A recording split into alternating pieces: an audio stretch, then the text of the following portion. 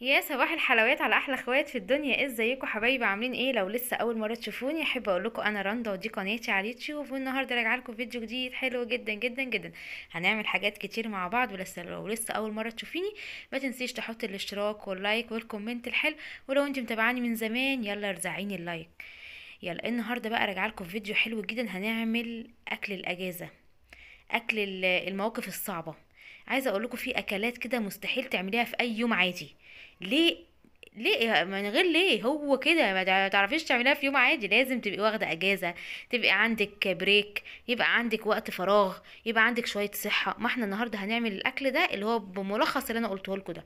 اول حاجه كده دخلت على المطبخ وكان عندي شويه مواعين حلوين.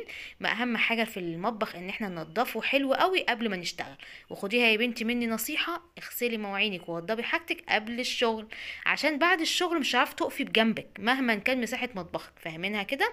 طيب، اول حاجه كده كان عندي فراخ في الفريزر، والفراخ دي بجيبها اغسلها كويس واقوم حطوها في الفريزر، بس طبعا من قعدتها في الفريزر ما لما بطلعها بقوم غسلها غسله حلوه، وبرده نقعاها وعامله لها محلول كده علشان ما يبقاش فيها ريحه زفاره ولا ريحه دم ولا ريحه اي حاجه. عرفت انا هعمل ايه النهارده؟ اكيد استنتجته. هنعمل محشي. اول حاجه كده المحشي انا مش بقوره، يعني من النادر جدا لما تلاقيني اجيب بتنجان وكوسه واقورهم. هتقولي لي ليه؟ اقول لكم لاني انا اولا مؤخرا بقى ظهري يتعبني جدا، ثانيا انا مش ما عنديش الوقت والرفاهيه في المدارس اللي انا اعمل اي حاجه محتاجه وقت. ما انا بختصر الوقت وبشتريه جاهز، بشتريه مقور. تقولوها بقى انتوا دلع، تقولوها خيابه، قولوها زي ما تقولوها. انا كنت زمان بقعد على البتنجان ده واقوره واعمله واخليه فل، دلوقتي بقى صعب بالنسبه لي جدا. تمام كده؟ لاني للاسف ده اللي استنتجته في حياتي، ان كل ما الولاد يكبروا كل ما المسؤوليه تكبر. كنت زمان فاكره ان كل مسؤوليه الطفل البيبي الصغنن اللي طول الوقت مهتميه باكله ونظافته وحاجته، لا، الموضوع طلع اصعب بكتير جدا جدا جدا لما يبقوا في مراحل تعليم وانتوا يعني معظم الدنيا دلوقتي. اولا المناهج بقت صعبه زياده عن اللزوم، ما بقتش زي بتاع الزمان. ان انت تقولي الولد اقعد احفظ دي وانا هاجي اسمع لك، لا، ما بقاش في حفظ، بقى في فهم. ما لو الطفل ما فهمش قوي المنهج اللي هو بياخده، هو ضاع منك في تلك الاحوال. وانا يعني نص المواد بديهم فيها دروس، ونص المواد انا معتمده على نفسي فيها. تمام. بس ما الدنيا بالنسبه لي مش سهله. وبرضو فكرة التأثير من ناحيتهم ده بيوجعني ضميري شوية. اوكي، ما انا بصراحة ما بقاش عندي رفاهية خالص ان انا اعمل حاجات كتير قوي في البيت زي زمان. ما بقتش اعمل حتى الروتينات، ما بقتش اعملها معاكو كتير علشان انا ببقاش عندي وقت ان انا اقعد اصور. مثلا لما انا باجي اعمل روتين بتلاقوني الروتين ممكن مثلا التنظيف الشقه ده ممكن ياخد في ايدي ساعه، لا انا عشان التصوير ممكن ياخد مني ساعتين وساعتين ونص. فكره ان انا بنقل الكاميرا بالستاند، بقف في زاويه معينه، بتانية احط حاجات كده وشوش وحاجات على الشاشه زي ما انتم شايفينها كده، عشان ايه؟ مفيش حاجه تبان، مفيش حاجه تطلع مش لطيفه في الصوره. ما بالنسبه لي تضييعه وقت جامده قوي، ما بطلت بصراحه ايه اخف منها قوي قوي قوي.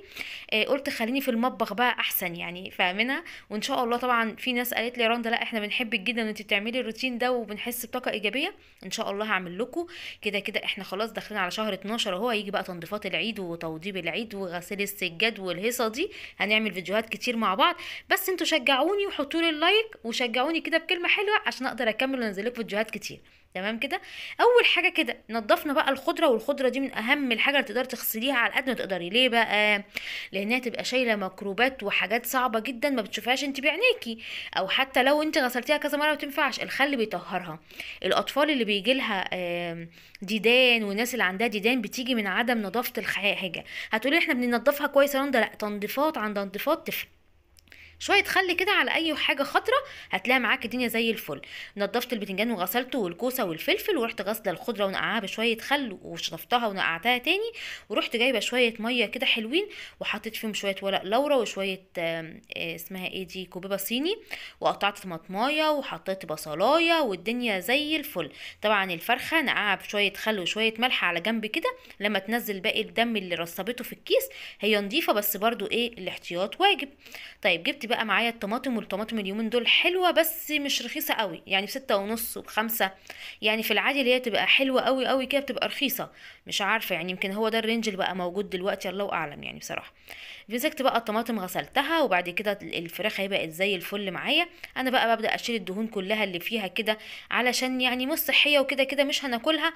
والشوربه انا مش محتاجه شوربه تقيله قوي، يعني انا هعمل محشي مش هعمل ملوخيه او هطبخ عليها، ما مش محتاجه شوربه جامده قوي يعني. شلت كده كل الدهن اللي فيها، وشلت بقى الحاجات الزيادات دي، وبقت زي الفل معايا اهي. وكنت محضره بصلايه، وقبل ما تحطي الفرخه على النار ادعكيها كويس جدا ببصلايه مبشوره كده بملح وفلفل، هتختلف معاكي 180 درجه غير لما تحطي في الشوربه. يعني هتحطي في الشوربه وهتحطي في الفرخه، بتدي معاكي تست حلو كده، وتحسي ان الفرخه كلها طعمها حلو. فاهمينها ازاي؟ حتى لو ما عملتهاش بتتبيله عادي، انا في العادي لا الا بحمر الفراخ بسمنه على النار، وده لولادي، لا الا بحطها في الفرن بتتبيله. بس يعني لو انا مستعجله بعملها على النار كده بحته السمنه يبقى طعمها حلو، ليه اصلا طعمها حلو. لكن انا عامه بحبها مسلوقه، يعني ما تقولوش ليه، انا بحبها مسلوقه بصراحه. او بصوا كده، جبت بصلايه وبشرتها حلو بالكبه، ورحت حاطه عليها شويه ملح وشويه فلفل اسود، ورحت دعكه الفرخه كلها قبل ما اسقطها في الميه الشوربه. اوكي، طبعا ممكن تسيبيها شويه كده تتشرب من التتبيله دي، بس عادي يعني انا ما بتفرقش ما دام دعكتها حلو كده، تمام. وبعد كده بقى ايه، هروح اعمل ايه، هروح على الشوربه واسقطها فيها، واسيبها بقى مع نفسها كده ايه تغلي وتاخد وتدي في شكل ودي، تمام كده. يبقى انا كده سلقت الفراخ، وهبدأ بعد كده اعمل ايه، اعمل خلطه المحشي. انا عارفه ان انتوا شطار وبتعرفوا تعملوا الفراخ وبتعرفوا تعملوا المحشي، بس انا حبيت كده اشارككم يومي بكل تفاصيله من اول ما صحيت الصبح لحد ما هقول لكم باي باي بالليل. الموضوع سهل وبسيط، بس انا بحب اشارككم يومياتي. حطيت بقى على شويه البصل دول، حطيت عليهم شويه فلفل، وهنا فلفل الرومي بيدي تيست حلو قوي. طبعا انا عشان ولادي ما بيحبوش الحاجه الحاره خالص وانا بتعب منها، ما بحطش اي حاجه حاره، يعني ما بحطش فلفل حار ولا اي حاجه ولا شطه ولا حاجه، بستكفى بطعم البهارات بتاعتي والحاجه بتاعتي دي بهارات.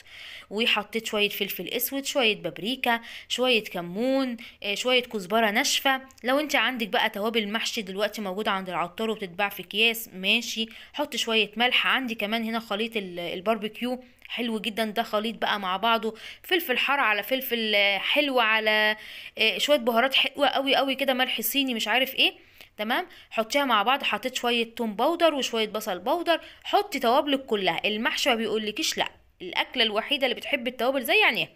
بدات الفرخه هي تخش في السوا، حطيت لها بقى شويه الملح، واحط لها كمان شويه فلفل اسود، وهسيبها بقى مع نفسها. الدنيا حلوه جدا وريحتها عايزه اقول لكم فظيعه فظيعه فظيعه.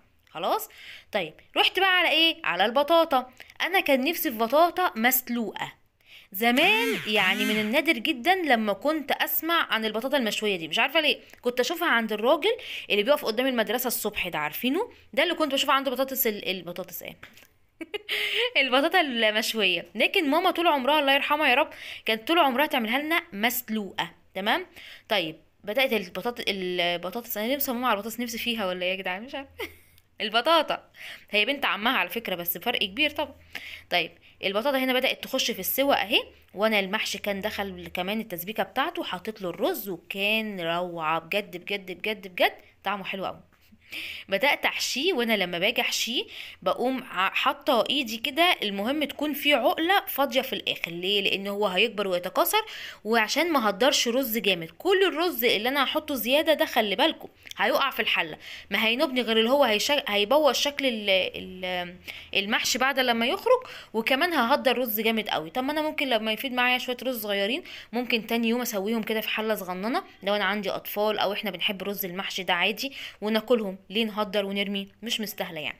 بصوا وقفت المحشي كده، انا عامه بالنسبه لي ما بيفرقش قوي اذا كان واقف او مرصصاه في الحله، مش تفرق معايا، بس يعني المره دي انا وقفت المحشي كده، ورحت كان فايض معايا حبه بتاع دوت خلطه كده من بتاعه المحشي، قلت مش هينفعوا في حاجه، ما رحت حطاهم على الوش. وادي البطاطا هي استوت، طعمها جميل جميل جميل، والمحشي كمان طلع، والفراخ بدات احمر فيها اهي. واقول لكم انتظروني فيديو جديد، الحياه اسهل مع رندا وبس، واشوف الشكو على خير، وهتوحشوني جدا جدا. سوشيال لايك والاشتراك، باي باي.